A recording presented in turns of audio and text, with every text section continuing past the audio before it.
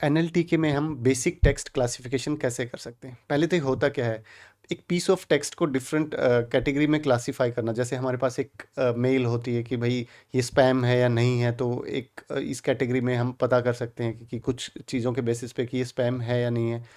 कोई डिजीज़ होती है, वो पेशेंट पॉजिटिव है या नेगेटिव है।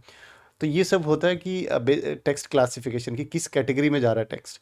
यूज़फुल क्यों है? क्योंकि ये जो चैट बोट्स है या फिर मशीन लर्निंग मॉडल्स है, उन सबको काफ़ी हेल्प करता है कि डिसीजन लेने में कि मतलब अगर इस साइड है तो ये ऐसा डिसीजन लेना है, एल्स में फिर वैसा।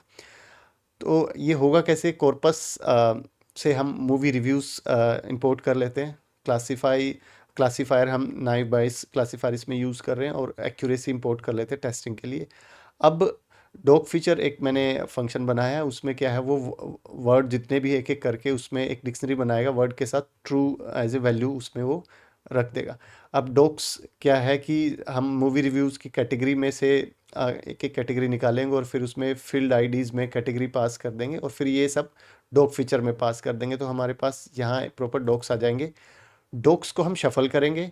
शफल करने के बाद जो 1900 है, पहले 1900 डॉक्स वो ट्रेनिंग के लिए रखते हैं, बाद वाले कुछ बचते हैं वो टेस्टिंग के लिए रखते हैं। उस फिर जो नाइव बाइस क्लासीफायर उसका ऑब्जेक्ट बनाते हैं डॉट ट्रेन, इसमें ट्रेनिंग डेटा दे देते हैं जो हमने यहाँ बनाया है, और उसके बाद हमारे पास ये ऑब्जेक्ट आ जाएगा। फिर एक्यूरेसी में हम ये ऑब्जेक्ट पास कर देंगे, जैसे क्लासीफायर नेम है इसका, और जो टेस्ट डेटा था वो पास कर देंगे, तो हमारे पास एक्यूरेसी प्रिंट हो जाएगी, और उसके बाद हम मोस्ट इन्फॉर्मेटिव फीचर्स भी इसमें से देख सकते हैं। तो इसको मैं रन करता हूँ।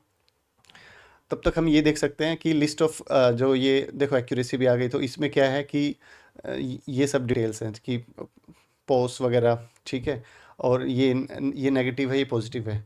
अब ये यहाँ हमने नेव बेस क्लासीफायर यूज़ किया, हमारे पास बहुत ऑप्शंस होते हैं, तो हम इनमें से कोई भी क्लासीफायर इसमें से हम यूज़ कर सकते हैं, ठीक है।